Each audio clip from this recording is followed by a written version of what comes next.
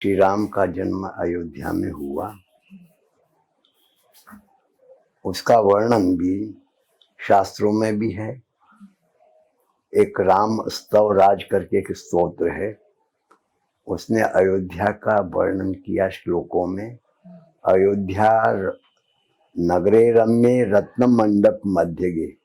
हकीकत इस्लाम को यदि आप देखना चाहें तो इस्लाम कोई बाजार की बिकने वाली वस्तु नहीं है। राम जी के लिए जो कुछ भी हमें करना था किया, और जो करना होगा वो करेंगे।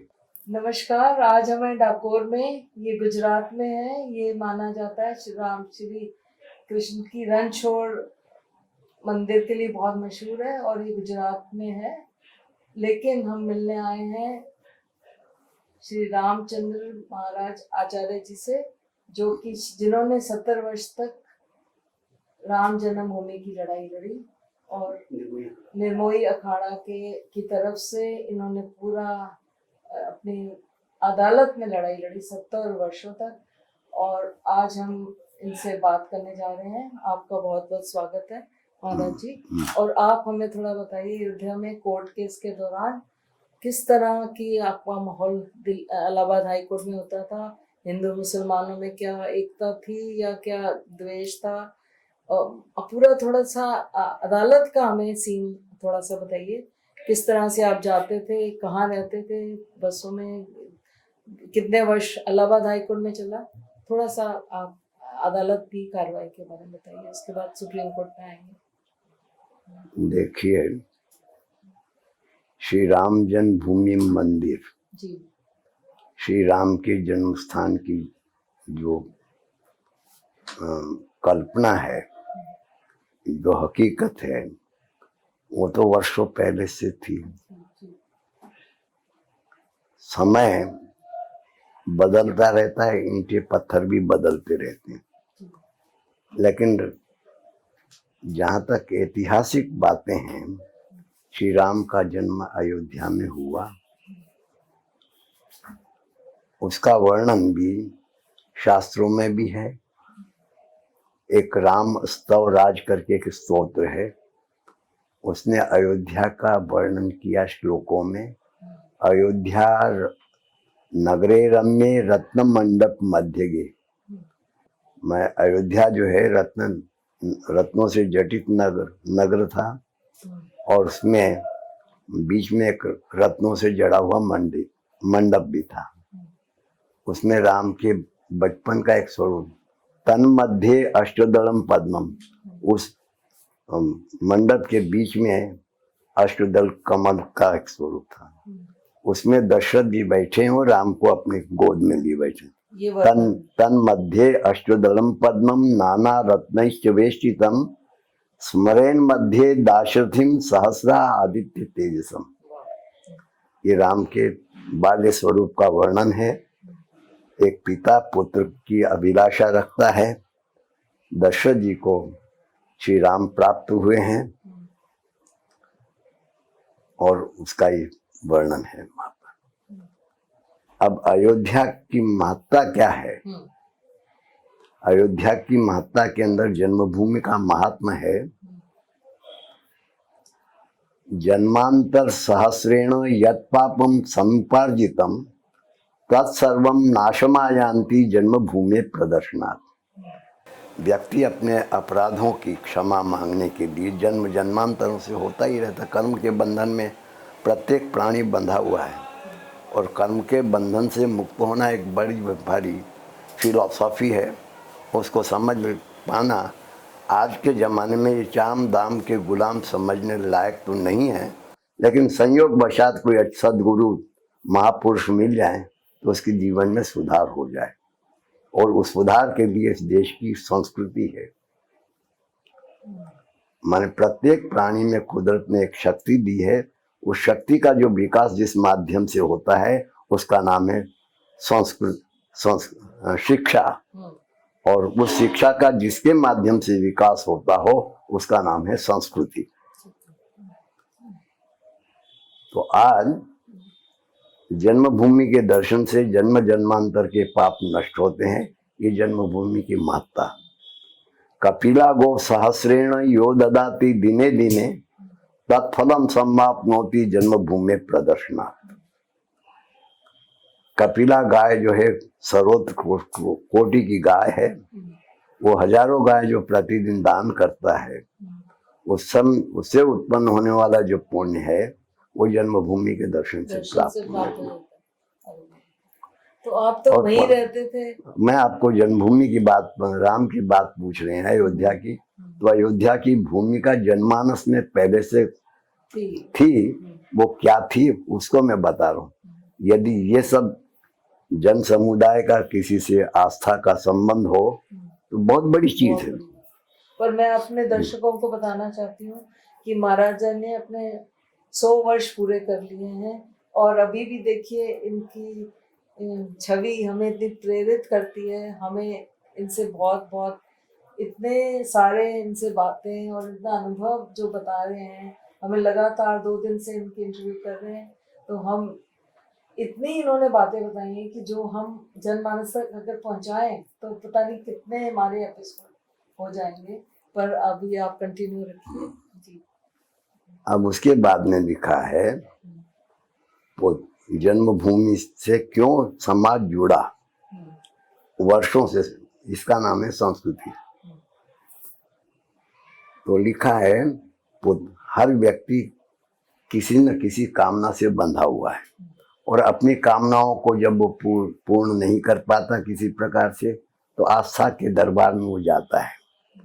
तो वहां पर जन्मभूमि के दर्शन का महात्मा जो लिखा गया है, जन पुत्रार्थी लभते पुत्रम, धनार्थी लभते धनम, मोक्षार्थी मोक्ष माप्नोति जन्मभूमि प्रदर्शनात्। माने जिसे मोक्ष की इच्छा हो वो जन्मभूमि के दर्शन से मोक्ष मिलता है, जिसे पुत्र की कामना हो जन्मभूमि के दर्शन से पुत्र की प्राप्ति हो, जिसे धन की कामना हो उसे धन की भी प्राप्ति होती है। अयोध्या का महात्मा था। इस प्रकार से भारतीय जन समुदाय इससे जुड़ा हुआ था। और आपको शायद ख्याल होगा कि जहाँ सोने चांदी ज्यादा इकट्ठे होते हैं वहीं पर सब आतंकवाद आता है, वहीं पर युद्ध होता है, वहीं पर लड़ाई। इस प्रकार से कालांतर में ये मंदिर तोड़ देने में आया और उसे आस्था को लेकर के हिंदू मुसलमानों में एक झगड़ा शुरू हुआ। हकीकत इस्लाम को यदि आप देखना चाहें तो इस्लाम कोई बाजार की बिकने वाली वस्तु नहीं है। एक दीनदार ईमानदार इंसान ही वो ही इस्लाम तैयार करता है। और इस्लाम शब्द का अर्थ जो है, जो मोहम्मद ने अपने अनुयायियों को तैयार कराया था, उसका नाम है स्वयं को खुदा को समर्पित करना। इस्लाम शब्द का अर्थ है। और इस्लाम में भी कुरान का सारांश है कलाम पाक, रूहे आलमी। जगत के आलम माने दुनियादारी और आलम माने दुनिया में जो कुछ भी है वो खुदा की रूह है। ये मोहम्मद की आस्था थी। क्या हम कुरान मानते हैं? क्या कुरान की बात मानते हैं? इसे हर ईमानदार इंसान विचार करे तो कहीं मतभेद नजर आता नहीं है। सब उपासना के केंद्र है। लेकिन संपत्ति बड़ी भारी विपत्ति होती है और संपत्ति की ये सब लड़ाइयां हुई है इतिहास में। आप देखिए रामायण में, भागवत गीता में सब जो भी संघर्ष है संपत्ति का, और आज भी जो भी संघर्ष हो रहा है समाज में संपत्ति के लिए हो रहा है। तो राम जन्मभूमि केस संघर्ष, मेरा जहां तक ख्याल है 1856 में भी ये साधुओं की एक परंपरा है, सीतानाथ समारंभाम रामानंदार्य मध्यमाम अस्मदाचार्य पर्यंताम वंदे गुरु परंपराम। इस प्रकार से एक उपासना के संबंध में राम से लेकर के अभी तक इनकी एक परंपरा थी, उसका नाम है रामानंद संप्रदाय।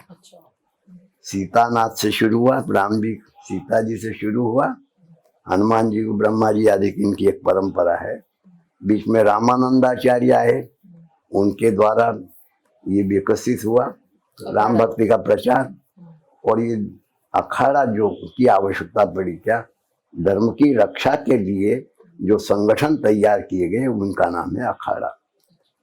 और एक अमृत कुंभ मेलों में जो ये सब होता है ना, मेले चारों कोने में, नासिक, हरिद्वार, उज्जैन और प्रयाग, इस प्रकार से लोग अपने धार्मिक, अपनी दार्शनिक मान्यताओं का जो शंका समाधान है वहां पर सत्संग से धार्मिक आध्यात्मिक तत्वों के भी विचार विमर्श होते हैं। इन अखाड़ों का निर्माण धर्म की रक्षा के लिए, इंसानियत के संरक्षण के लिए, संवर्धन के लिए, विकास के लिए हुआ था। इसमें जो बाधक है ऐसे तत्वों को दूर करना इन अखाड़ों का कर्तव्य था। इसमें से एक पंच रामानंदीय निर्मोही अखाड़ा है। वो अपने को श्री राम की परंपरा में मानते हुए पहला मुकदमा जो मेरी ख्याल में आया है कोर्ट की दृष्टि से 1856 में लड़ा गया। उस समय में सुनते हैं कि मस्जिद का निर्माण हो चुका था, वहां भी संघर्ष हुआ कोर्ट के अंदर, लेकिन अखाड़ा जीता और यात्रियों की सुविधा के लिए उन्होंने कंपाउंड में दरवाजा खुलवा दिया। उस समय फिर बीच में दीवार नहीं, वो दरवाजा खुल गया। हाँ। दर्शनार्थी आते थे। हाँ। कहने का मतलब ये है कि अब मैं मंदिर मस्जिद की चर्चा इसलिए नहीं करना चाहूंगा। नहीं, मैं आपको शॉर्ट में कह इस बारे में कसौटी पिलर के बारे में नहीं, कसौटी वो मैं आपको बता रहा हूँ, आप सुनते जाएं। कारण इसको लेकर के समाज ने बहुत जो नहीं कल्पना की थी, ऐसे कल्पनातीत समाज ने दुख उठाए हैं, संघर्ष हुआ है। नैतिक अनैतिक दृष्टि से भी उसका विवेचन करना बहुत कठिन काम है। जहाँ तक कि कोर्ट में केस चले हैं, हर व्यक्ति ने अपना अपना पक्ष रखा है। दंगे फसाद भी हुए हैं। सन 34 में जब ये झगड़े हुए तो इमारत में कुछ नुकसान हुआ था। उसके बाद में सुनते हैं कि अयोध्या वासियों पे दंड हुआ और उसके बाद में बीच में ये दीवार आई है। अच्छा। ये पहले दीवार नहीं थी। ठीक है। झगड़े ना हो इसलिए दीवार बना दी, दरवाजे भी अलग अलग बना दिए। कोई दरवाजे नहीं थे। अच्छा, दरवाजा नहीं था। एक बात है। ठीक है। तो उस समय में ये कलेक्टर के अधीन था। सुनते हैं कि रिपेयर शांत अंग्रेज हुकूमत थी। अच्छा, 1902 में भी एक झगड़ा शुरू हुआ था। कुछ रुपए 1000 रुपए चांदी के। एडवर्ड सप्तम जब गद्दी पे बैठा है तो अयोध्या के लिए कुछ धर्माधिक दृष्टि आए थे। तो अयोध्या के संतों ने उस समय में विचार विमर्श किया और उसके बाद में निर्णय किया कि अयोध्या के 148 तीर्थों का वर्णन रुद्र यामल ग्रंथ में है। तो ये खाने पीने की अपेक्षा तीर्थों का जीर्णोद्धार हो जाए तो अच्छी चीज है, सब लोगों के काम की चीज होगी। तो अयोध्या के 148 तीर्थ शास्त्र सम्मत रुद्र यामल ग्रंथ में जो वर्णन था उसको बनाने की योजना रखी गई। और उसके आधार पर जब प्रथम शिलालेख राम जन्मभूमि पे लगाने के लिए गए तो उस समय में मुस्लिम पक्ष की ओर से कहा गया कि ये राम की जन्मभूमि नहीं है। अच्छा। उस समय में अंग्रेजों का शासन था। उस समय उन्होंने कहा है एडवर्ड तीर्थ विवेचनी सभा के नाम से एक कमेटी बनाई गई और कोर्ट में 3 वर्ष केस चला और उस जजमेंट में उस जज ने लिखा कि यहाँ पर मुसलमानों का कुछ भी नहीं है। वो जजमेंट था और उसका आधार रुद्र यामल ग्रंथ भी वहां रखा गया था। केस चला तो अयोध्या के लिए तो हमें सबूत देना चाहिए ना, तो रुद्र यामल ग्रंथ का पूर्वार्ध भाग जिसमें अयोध्या के 148 तीर्थों का वर्णन है, सब वो जजमेंट हो गया। उसके बाद में 148 तीर्थों की सूची है, वो आप लोग चाहेंगे तो प्रकाशित पीछे कर दीजिएगा, मेरे पास में वो अभ्याल है नहीं। वो निर्माण हो गया, उसमें ये लिखा गया है कि यदि जो इन तीर्थों को, इन शिलालेखों को कोई विकृत करेगा तो उसे 3 वर्ष की सजा और दंड होगा। ये हो गया। उसके बाद में बीच में एक दीवार खींच दी गई ताकि झगड़ा ना हो। 1885 में भी निर्मोही अखाड़ा मंदिर बनाने के लिए लड़ा। उस समय अंग्रेज जज थे, बोले राम की जन्मभूमि में हरिकिशन एक सिविल जज थे, उन्होंने देखा कि राम की जन्मभूमि यहाँ बड़ा मंदिर तो होना चाहिए, लेकिन दुर्भाग्यवश अभ्याल ये विवादित जगह है, इसलिए उन्होंने मंजूरी बनाने के लिए नहीं दी। उसके बाद में अपील में गए, वो जज आया तो उसने ये बताया कि ये भी इनका है, ये भी इनका है, उनका नहीं, यथावत स्थिति रहेगी। वो जजमेंट यथावत रहा। उसके बाद में ये दंगे फसाद हुए। उसके बाद में बीच में ये दीवार आ गई, रिपेयर हुआ। कोर्ट की दृष्टि से मैंने जहां तक सुना है, समझा है कि वहां लखनऊ हाई कोर्ट में नमाज साबित कर नहीं पाए थे, इसलिए लखनऊ हाई कोर्ट का जो जजमेंट है उसमें एक भाग निर्मोही अखाड़े को दिया गया, एक भाग रामलला को दे रहे हैं और एक भाग वक्फ बोर्ड को। और जजों का आग्रह था कि आप तीनों आपस में जमीन जो 67 एकड़ भूमि है, तीनों को यथावत बांट देंगे। ये बात किसी ने मानी नहीं। इसके बाद सुप्रीम कोर्ट गया। अब कहने का मतलब ये है, मैं इसे बहुत थोड़े में पूरा कर रहा हूँ क्योंकि इसमें तो बहुत बारीक बारीक बातें हैं। ये टाइटल शूट था, जमीनी हकीकत थी। अब लखनऊ हाई कोर्ट की यदि बात माने तो लखनऊ हाई कोर्ट निर्मोही अखाड़े को कहता है, क्योंकि वक्फ बोर्ड और निर्मोही अखाड़ा ये इतनी पार्टी हैं, और वैसे तो हिंदू कई पार्टियां थी, लेकिन कोर्ट के मैदान में जो जजमेंट हुआ 11/12/92 को, उस समय उसके पहले लगभग 14-15 पार्टियां थी हिंदू। 11/12/92 के जजमेंट में मैं आपको बता दूं, उसमें मुस्लिम पक्ष ज्यादा है, हिंदू पक्ष कोई नहीं था। मुझे कुछ लोग कहने के लिए आए कि महाराज जी ये आप अपना वो वापस खींच लीजिए, और कल्याण सिंह ने एक्वायर कर दिया था तो मंदिर बना के हिंदुओं को दे देंगे वो, और आपका खर्च हुआ वो ले लीजिए। मैंने कहा भाई हम तो उसके पंच हैं, इस प्रकार का गलत काम हम नहीं कर सकते, बहरहाल हम उसमें रहे। अब उस समय में जो लखनऊ हाई कोर्ट में जो केस चला है उसमें आप देखें, नंबर 1 है Mohammad Hashim versus state of UP and others. Number 2 है Panch Ramanandi Nirmohi Akhara versus state of UP and others.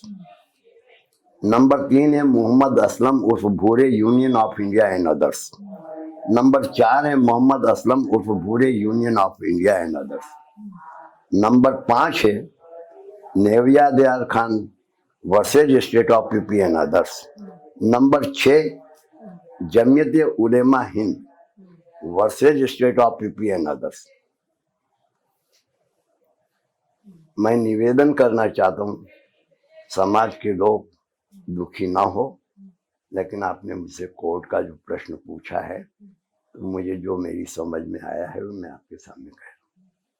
Hindu पक्ष 14 थे, वो इसमें पार्टी क्यों ना बने, और क्यों मुझे कहने में आया कि आप खींच लीजिए वो। यदि हमने खींच लिया होता तो ये 150 पेज एस.सी. माथुर ने लिखे हैं 11/12 आने वाले जजमेंट में, 17 पेज ब्रजेश कुमार ने लिखे हैं, 97 पेज सैयद अदर अब्बास रजा ने लिखे। यदि निर्मोही अखाड़ा नहीं होता तो ये 264 पेज का पेज मुसलमानों की झोली में गया होता है। देश का दीनदार ईमानदार इंसान इस पे गंभीरता से विचार करे तो क्या होता। अकेला निर्मोही अखाड़ा लड़ रहा उस समय, वो मैं तो नाम आपको सब दे सकता हूँ, लेकिन आपके यहाँ बिस्तर और मेरी तबीयत जरा ठीक नहीं है, उम्र का तगाजा है, इसलिए मैं आपको संक्षेप में कह रहा हूँ। तो क्या होता। सही बात यह है कि हमें अपनी परंपरा का निर्वाह करना था, इसलिए हमने किसी दबाव को नहीं स्वीकार करके हम उसमें रहे, इसलिए केस में अभी जान थी। हमारे यहाँ अब इस हाईकोर्ट के जजमेंट को आप देखें, निर्मोही अखाड़े को तो हाईकोर्ट ने माना है उनका हक है, लेकिन कोर्ट समालोचना कर रही है। जज भी बड़े दुविधा में थे, ये सामान्य केस नहीं है। 5-1-50 से शुरू हुआ, 1856 से लड़ाइयाँ आ रही हैं, वो भी एक बड़े भारी चक्कर में थे। तो कहने का मतलब ये 59 निर्मोही अखाड़ा टाइम बाहर का, 61 वक्फ बोर्ड टाइम बाहर का, तो 89 रामलला को आपने कैसे अंदर का मान लिया। ये थोड़ा मेरे मगज में विचार आ रहा है, वो मैं आपके सामने रखता हूँ। कितना उचित है कितना अनुचित है इसका विचार आप करें, लेकिन मेरी समझ में जो आया वो मैंने आपका। यदि टाइम बाहर का था तो आपने एडमिट क्यों किया। यदि 59 टाइम बाहर का तो उसको एडमिट क्यों, 61 टाइम बाहर का था तो और 89 का आपने कैसे स्वीकार कर लिया। शायद कोर्ट की कुछ मुश्किलियां होंगी, ये मैं नहीं जानता, लेकिन मैं अपने विचार रख रहा हूँ। शायद सही और गलत जो हो वो आप अपने दिल दिमाग से समझिए। टाइम बार का फैसला उसी समय हो जाना चाहिए ना जब फाइल किया। नहीं, वो उसी समय, उस समय में मुस्लिम पक्ष नमाज साबित नहीं कर पाया था, और उसके बाद में अपील में गए हम, बाबरी मस्जिद 6/12 को मस्जिद तोड़ दी गई, और ये भी निर्णय आने वाला था 11/12/92 को, तो इतनी जल्दी क्या थी। शंका कुशंकाओं से जन समाज ग्रसित था, पीड़ित था। पीड़ित आदमी क्या नहीं करता। उसके बाद फारूकी का बताइए। उसके बाद में सुप्रीम कोर्ट, राष्ट्रपति का अध्यादेश जारी हुआ। दंगे फसाद देश में क्या प्रदेशों में भी हुए, हिंदू मुस्लिम राइट्स। शंकर दयाल शर्मा राष्ट्रपति थे, उन्होंने अध्यादेश जारी करके 67 एकड़ भूमि एक्वायर कर दी।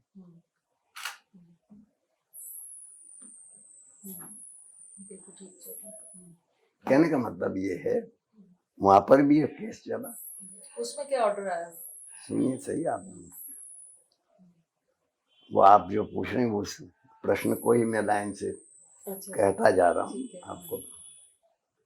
उसमें भी वेंकट चलैया, अहमदी, जे.एस. वर्मा, रे और भरूचे 5 जज थे। निर्मोही अखाड़े को नोटिस आई थी, और तो कोई पार्टी था नहीं। अच्छा, सिर्फ आपको आई? हाँ, निर्मोही अखाड़ा। अच्छा। और एक वो नेक्स्ट फ्रेंड को भी, नेक्स्ट फ्रेंड तो क्या करता।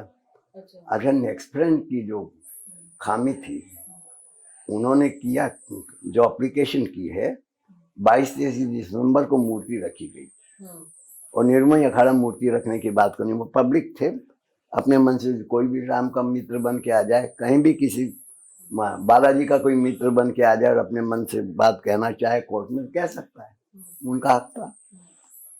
लेकिन सुप्रीम कोर्ट की जो जजमेंट हुए हैं उसमें मस्जिद साबित हुई है और बलात् सुप्रीम कोर्ट को वो अधिग्रहण करना पड़ा 142 में, जो 2019 में जो जजमेंट आया है फाइनल।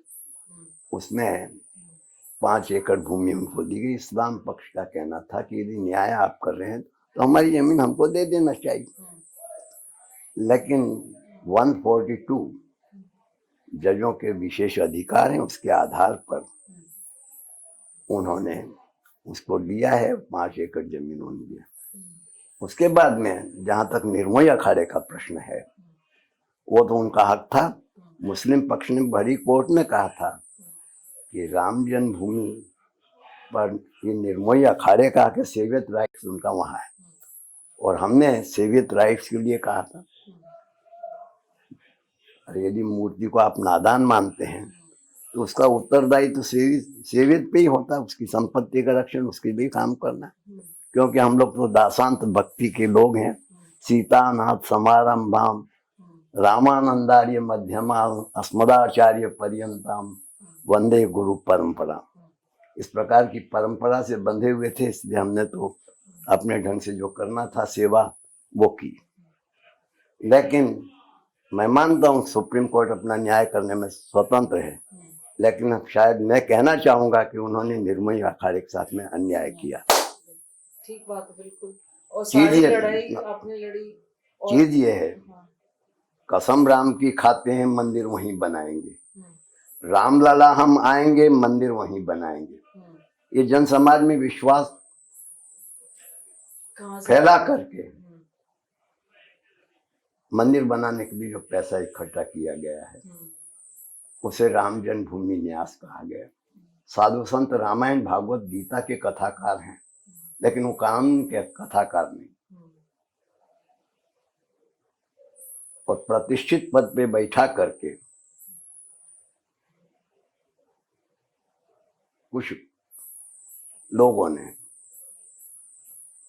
रामानंदाचार्य को, इसके पहले की बात है, जजमेंट पहले,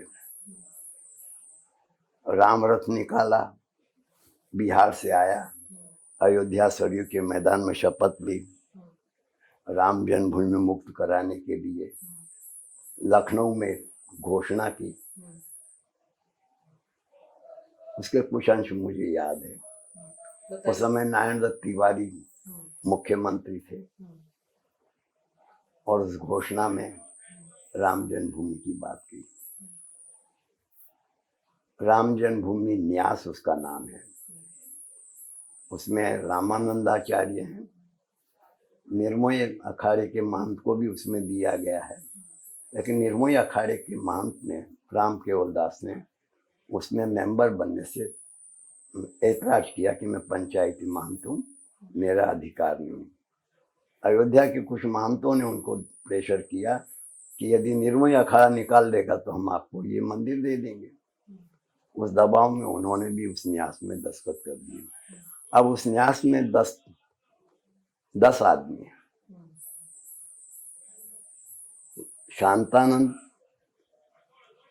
जगतगुरु इलाहाबाद, दूसरे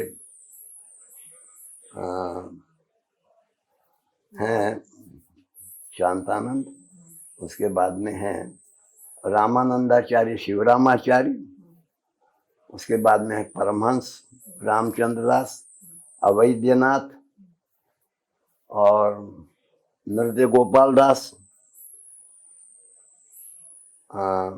दाऊदयाल खन्ना, अशोक सिंगल और एक और हैं विष्णुहरि डालमिया, शंकर, हाँ, ये 10। ठीक है।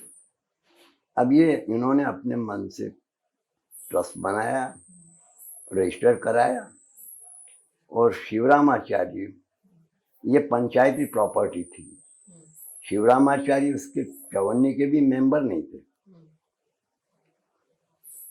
उसको कैसे इन्होंने रजिस्टर अपने लिखवा लिया। और रजिस्ट्री का मतलब ये, आप कोई भी डॉक्यूमेंट, कोई भी फॉर्मूला स्टैम्प पेपर पे ले जाएं और रजिस्ट्री में ले जाके रख करके रजिस्ट्री वाला उसे रजिस्टर करके सिक्का पैस फी ले करके आपको सिक्का लगा के दे दे। उसमें क्या है, उसको रजिस्ट्रार से मतलब नहीं है। ये है रजिस्ट्री। आगे अशोक सिंघल जी 96 में एप्लीकेशन करते हैं। आज सुप्रीम कोर्ट की थोड़ी सी बात रह गई है। सुप्रीम कोर्ट में एक घटना घटी है जहां लंबे टाइम तक नमाज नहीं होती, वो मस्जिद अस्तित्व में नहीं रहती। ये 5 जजों की अदालत में सुप्रीम कोर्ट में चल जाएगी। नमाज कहीं भी हो सकती, मोहम्मदन लॉ का रेफरेंस देकर के नमाज कहीं भी की जा सकती। नमाज के लिए मस्जिद की आवश्यकता नहीं है, सुप्रीम कोर्ट कह रहा है। इससे थोड़ा सा एक नैतिकता की बात, हदीस की बात, ये शरीयत कानून की बात भी समझ में आती है। उनके आचार संहिता है, उसमें उन्होंने लिखा, मैं सारांश कह रहा हूँ मेरी समझ के बाहर, और जो मैंने उसमें समझा है वो अपनी समझ के आधार पे कह रहा हूँ। आधार सुप्रीम कोर्ट के उस जजमेंट को, 94 का जो जजमेंट है, 94 ना 92, ये जो सुप्रीम कोर्ट इस्माइल 24/94 इस्माइल तोड़ने के उसमें बाद उसके बाद में वो लिखता है कि जब तक इस केस का फैसला न हो जाए तब तक केंद्र सरकार यथावत स्थिति रखेगी, और जो जीतेगा उसको जितनी जमीन की जरूरत होगी वो उनको दी जाएगी। हो गया। अब उसके बाद में ये केस चला है।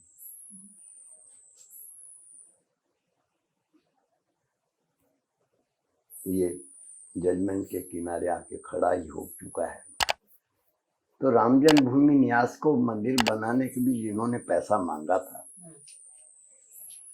उनको मंदिर बनाने का अधिकार तो प्राप्त नहीं। और उस पर 19/3/96 को एक जजमेंट हुआ है, वो जजों के नाम तो मैं नहीं बता पाऊंगा, शायद एक वशिष्ठ हैं, उनका नाम याद है, एक 3 जज थे। उन्होंने कहा कि आपका वहाँ पर कुछ है नहीं। इनकी एप्लीकेशन ये था अशोक सिंघल जी के, मैं मंत्री हूँ राम जन्मभूमि न्यास का, हमें मंदिर बनाने में रस है, हमें पार्टी बनाया जाए। हमने उसका खंडन किया था कि वहाँ पर छोटे छोटे मंदिर जो थे उनको इन लोगों ने तोड़ा है, इनको मंदिर बनाने में कोई रस नहीं, जो कि निर्मोही अखाड़े के छोटे छोटे मंदिर थे। उस समय तो कल्याण सिंह जी की सरकार थी ना, सरकार जो चाहे कर सकती, करवा सकती है। और आज भी हमारा न्याय तंत्र सरकार के दबाव में ही काम कर रहा है, क्योंकि सरकार की तरफ से पगार मिल रहा है ना, उन पास में राष्ट्रीय। मैं तो यहाँ तक कह रहा हूँ कि देश के पार्लियामेंट मेंबर, विधानसभा मेंबर, उनका खर्चा भी प्रजातंत्र के आधार पर निभाया जा रहा है। शायद उस पर गंभीरता से विचार करेंगे तो न्याय तंत्र और इन सब की समझ में आएगा कि हम कहाँ हैं। ये मुझे कहना नहीं चाहिए, लेकिन मेरे दिल में एक विचार आया, परिचय के रूप में मैंने रखा। कहने का मतलब ये है, गुजरात का हत्याकांड भी जो हुआ है उसमें गुजरात 2002 15 मार्च को समाज के बच्चे शिला पूजन में लाए गए। ये जजमेंट तो जाहिर था, क्योंकि चारों तरफ तूफान हुआ था, उसके बाद में ये हुआ, तो कोई नहीं जानता, ऐसी बात है नहीं। आम हिंदू नेता वर्ग सब लोग जानते थे, लेकिन इसके साथ में भी पॉलिटिक्स चलती रही। कहने का मतलब ये है, 2002 15 मार्च को ये यहाँ आने वाले थे। कहाँ? शिला पूजन के लिए। तो समाज के बच्चे गुजरात से कोई ससुराल में के मौसाल में तो नहीं आए थे, शिला पूजन के नाम पे आए, धार्मिक आस्था के नाम पे आए थे। उस समय मोहम्मद असलम भूरेस ने एक सुप्रीम कोर्ट में एप्लीकेशन की कि हुजूर 6/12 को इतनी व्यवस्था होने के बाद भी बाबरी मस्जिद शहीद कर दी गई, लिहाजा 15 मार्च 2002 को यहाँ शिला पूजन के लिए आ रहे हैं, तो मिलिट्री को सौंप दिया जाए ताकि कोई तूफान ना हो। उस समय में वाजपेयी जी प्रधानमंत्री हैं, आडवाणी जी होम मिनिस्टर हैं, अरुण जेटली लॉ मिनिस्टर हैं। वो एप्लीकेशन सुप्रीम कोर्ट ने मिलिट्री केंद्र के पास में इसलिए भेजी। उस समय में केंद्र के अटॉर्नी जनरल थे सोली सोराबजी, उनके द्वारा ये कहा गया कि प्रतीक पूजा हो जाने दो। उसके सामने सुप्रीम कोर्ट ने पूछा क्या प्रतीक नमाज भी होने दोगे, क्योंकि सुप्रीम कोर्ट का आदेश था केंद्र सरकार के लिए कि जब तक इस केस का फैसला न हो जाए केंद्र सरकार यथावत स्थिति रखेगी। एक जो जवाबदार व्यक्ति है, यदि वो अपनी जवाबदारी में भी थोड़ा आगे पीछे होता है तो किसको कहा जाए। वाजपेयी जी प्रधानमंत्री हैं, अरुण जेटली लॉ मिनिस्टर हैं, एक्सपर्ट हैं, अच्छे वकील हैं, आडवाणी जी होम मिनिस्टर हैं, क्या इनकी जवाबदारी नहीं है? सुप्रीम कोर्ट कह रहा है यदि केंद्र में भी यदि संविधान और निर्णयों के लिए गफलत रहेगी तो राष्ट्र में दुष्परिणाम आए बिना रहेंगे नहीं। गुजरात का जो कांड है हत्याकांड, वो इसी का अंजाम है। तो मैं चाहूंगा देश के हित में, प्रजातंत्र के रक्षण में, प्रजा के विकास के लिए हमारे नेता वर्ग और न्यायाधीश के न्याय मंदिर के पुजारी, सभी वकील, इन लोगों को भी मेरा निवेदन है कि आप संविधान को ध्यान में रख के समाज शांति और विकास के लिए, राष्ट्र के विकास में आपका योगदान हो, यही मेरी आपसे प्रार्थना है। और मैं ज्यादा इस संबंध में कुछ कह नहीं सकता। तो महाराज जी एक चीज और पूछनी थी आपसे, अभी जो नए विवाद चल रहे हैं मथुरा में, वाराणसी में, देखिए, उसके लिए क्या हल है? अब एक बात है, ये बात सही है कि संग्रहखोरी परिवार में भी दिल दिमाग को खराब करती है, समाज में भी दिल दिमाग को खराब करती है। ये आस्था के केंद्र हैं, लेकिन वहां पर जो हमारा गलत ढंग का आकर्षण है, सोना चांदी का प्रदर्शन, वही तो दिल दिमाग को खराब करता है ना। इस्लाम में भी 1400 वर्ष पहले वहां मंदिर थे मोहम्मद, और वो शरीयत कानून की एक बुक छपी है, भारत सरकार ने छापी है। उसके लेखक हैं हाफिजुर रहमान, अलीगढ़ यूनिवर्सिटी के हेड ऑफ डिपार्टमेंट रहे हैं। उन्हीं के विद्यार्थी राम जन्मभूमि केस में वकालत कर रहे थे। आज उनका शरीर नहीं है। उन्होंने प्रदेश की लॉ फैकल्टी में बहुत बड़ा काम किया था। उन्होंने भूमिका में लिखा है इस्लाम पूर्व अरब और अरब प्रथा, लेकिन वहाँ जो अनैतिक आचार विचार थे उनका मोहम्मद ने विरोध किया। मोहम्मद को मक्का छोड़ करके मदीना जाना पड़ा। अब आप सोच सकते हैं कि मोहम्मद साहब ने जो बात कही, जो इस्लाम धर्म का विकास के लिए कदम उठाया, उस इस्लाम शब्द का भी अर्थ मोहम्मद के द्वारा उस बुक्स में जो लिखा गया है वो मैं आपको कह रहा हूँ। हाफिजुर रहमान साहब ने कि स्वयं को खुदा को समर्पित करना, यही इस्लाम का अर्थ है। श्री राम शरणम मम का जो अर्थ है वही इस्लाम का अर्थ है। व्यक्ति एक है, अनेक दिशाओं से उसे देखा गया है। हर आदमी की आस्था है, आस्थाओं का विनाश ही वो है। हकीकत ये प्राणी मात्र में यदि छोटा बच्चा दूध पीता हो तो बाजू में बैठा बड़ा हुआ बच्चा, मम्मी इसको दूध पिलाती, मेरे को नहीं पिलाती, उसके दिल में ईर्ष्या होती है। तो हम लोग तो जवान लोग हैं, हमारे ईर्ष्या द्वेष का अखाड़ा, कोर्टों में कितने केस हैं, उसको हमें दीनदारी ईमानदारी से। लेकिन सबसे बड़ी कमी ये है कि आज संस्कार नाम की कोई चीज इस राष्ट्र में रही नहीं। सबसे पहली शिक्षा आती है।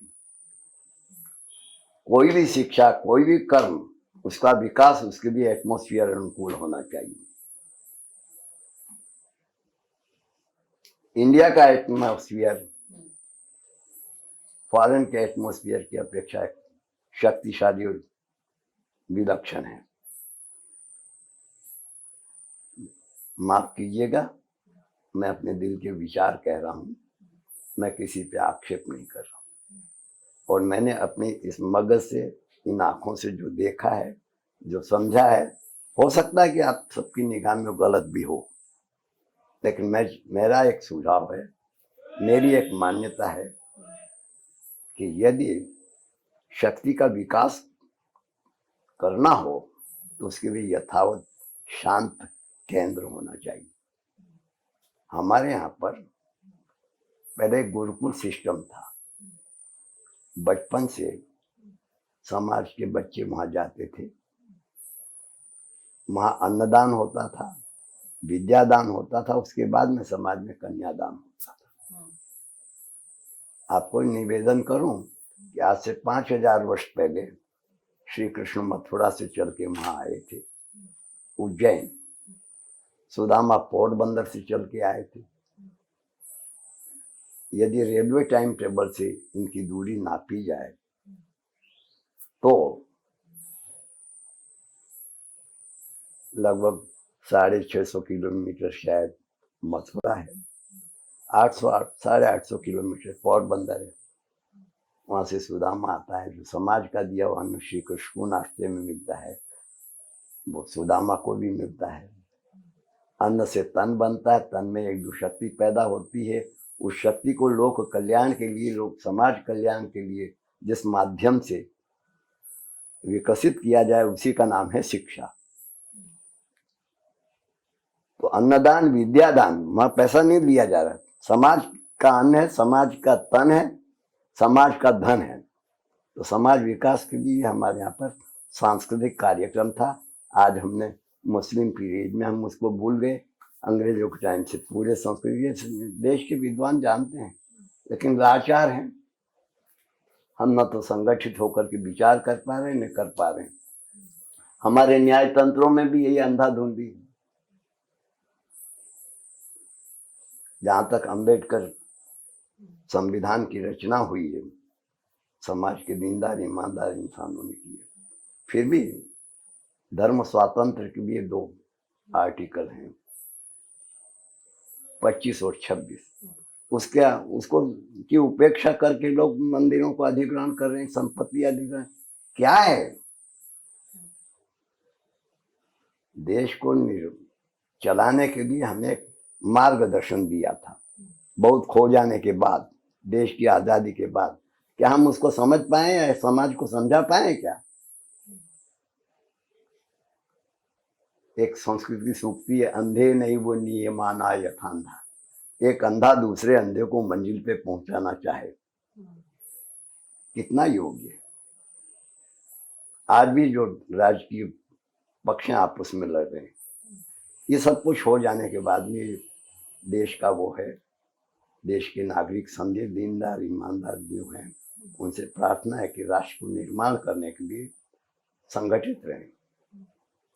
इस देश में हिंदू है, मुसलमान है, यहूदी हैं, पारसी हैं, ईसाई हैं, अपने अपने धर्म के विकास के लिए काम करें।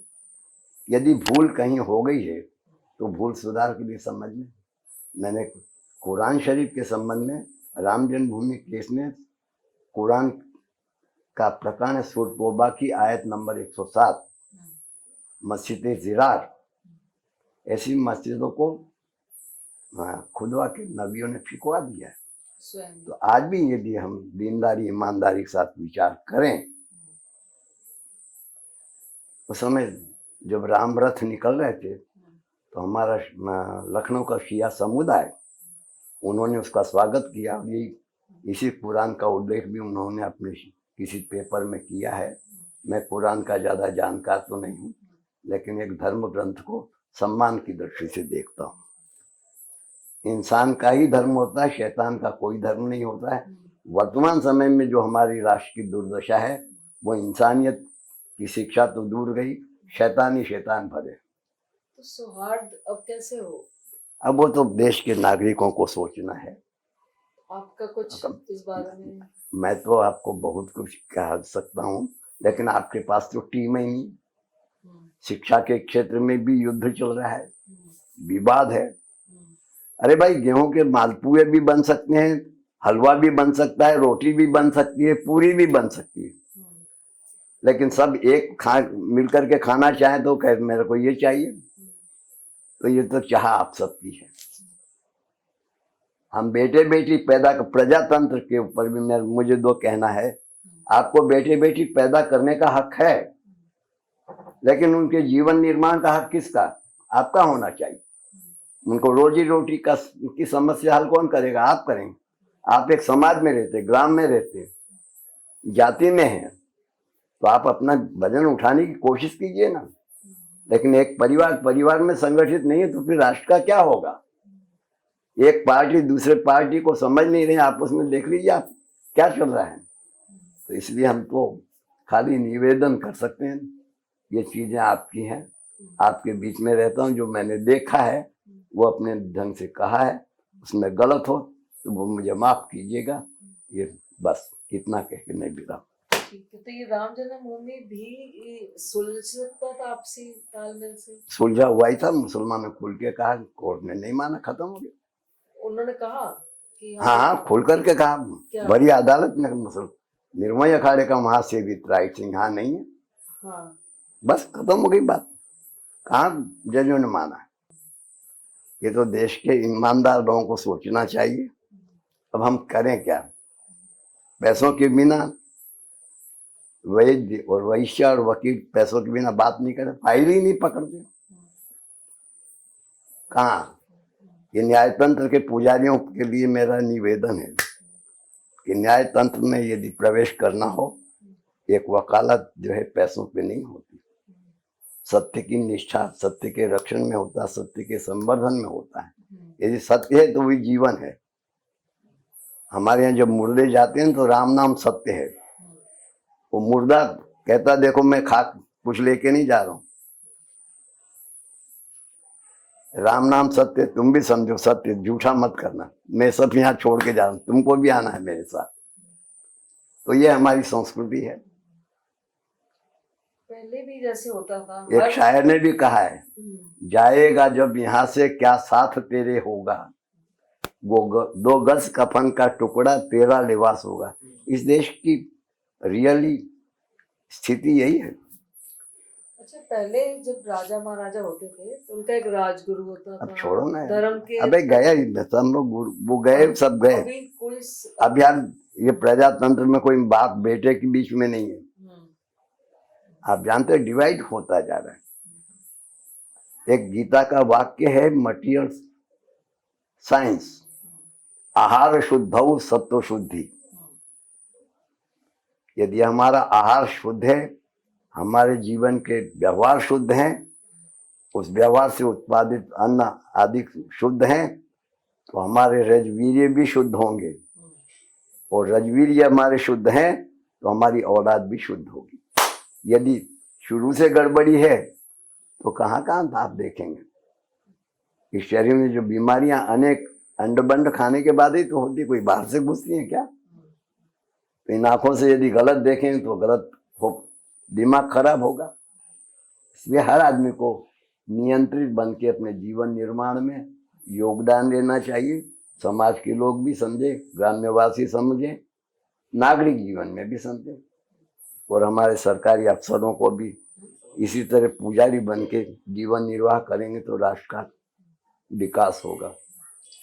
महाराज जी हमारे साथी हैं, वो आपसे कुछ प्रश्न पूछना चाहते हैं तो क्या पूछूं? महाराज जी, राम जन्मभूमि का विवाद जो है बहुत सालों से चल रहा था और मुझे लगता है कि जो बातों से पता लगा कि निर्मोही नहीं होता तो शायद ये राम जन्मभूमि। मैंने आपको बताया ना 11/12/92 का जो जजमेंट हुआ है उसमें कोई हिंदू पार्टी नहीं है, रामलला भी नहीं है।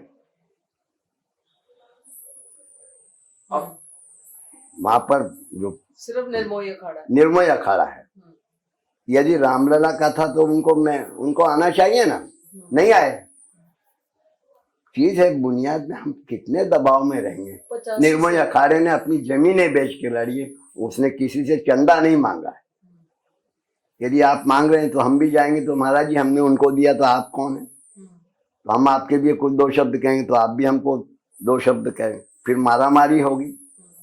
तो हम जो काम करने गए हैं कोर्ट में लड़ने के लिए, हम तो रोड पे लड़ने के लिए आए नहीं।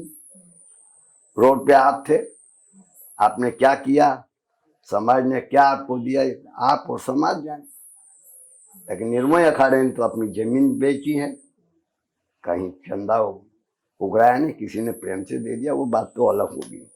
लेकिन हम लोग मांगने के लिए नहीं कहते। कहने का मतलब ये है, हकीकत ये है, अभी भी राष्ट्र के विकास में राम जन्मभूमि का सक्रिय योगदान रहे, ये हमारी कल्पना है। यदि सब राम का है तो राम के ही बच्चों को शिक्षण मिले। इस दिशा में राम मंदिर क्या, हमारे जितने भी सामाजिक धर्म स्थान है उनमें शिक्षण बुनियाद डाली जाए। शिक्षण ही शक्ति का विकास है, वही राष्ट्र का विकास है। क्या इस दिशा में देश के दीनदार ईमानदार इंसान विचारने के लिए तैयार हैं? मेरी ऐसी प्रार्थना है, तैयार हो तो कोई आवश्यकता नहीं नेताओं की। मैं आपसे कह रहा हूँ, हम तो अभी तमाशा देख रहे हैं, अभी दिल्ली दूर है। अभी क्या क्या ये लोग तूफान करेंगे, क्या क्या कराएंगे, हम उन तूफानी तत्वों में कहीं अपना स्थान नहीं रखते। अब राम जी के लिए जो कुछ भी हमें करना था किया, और जो करना होगा वो करेंगे। दीपक मिश्रा ने कहा था हम जमीनी हकीकत देखेंगे, तो जमीनी हकीकत में ना तो राम जी के नाम पे जमीन है, ना अल्लाह मियाँ की जमीन है। वक्फ बोर्ड इन दो के बीच में थी और पहले से निर्णय है ये निर्मोही अखाड़े का ही है। कोर्ट ने यही बात की, लेकिन कोर्ट ने निर्मोही अखाड़े को देने के लिए वही के चश्मे से देखा है उन्होंने कि शायद उनकी एक आंख काम नहीं कर रही थी। यही निर्मोही अखाड़े को रिव्यू भी हमने किया था। वो दूसरे थे ना, बोबड़े साहब ने उसको रिजेक्ट। हमने कहा कि आप नए ट्रस्ट बनाने की बात सरकार को आप कह रहे हैं, राम जन्मभूमि को नहीं, राम जन्मभूमि न्यास को नहीं कह रहे हैं, केंद्र सरकार को दे रहे हैं ये जवाबदारी। और कोई भी केंद्र सरकार आएगी उसके लिए वो जवाबदार रहेगी, ये वो कुछ नहीं, केंद्र सरकार। और उसने कह निर्मोही अखाड़े को रखा जाए, ये उनके सारांश है। हमने कहा था कि आप क्यों नहीं बनाते, यदि आप नए ट्रस्ट की बात कर रहे हैं तो आप नया ट्रस्ट क्यों नहीं बनाते, और उसमें निर्मोही अखाड़े का क्या रोल होगा ये आप बताइए। उन्होंने अपनी चुप्पी रिजेक्ट किया, ये उनके अधिकार थे। हमारी मांग तो आज भी वो है। निर्मोही अखाड़ा अपनी तरफ से जो सेवा करता आया है वो तन से नहीं तो मन से हम अपनी करते रहेंगे। दबाव आदमी क्या बोले और कौन सुनेगा।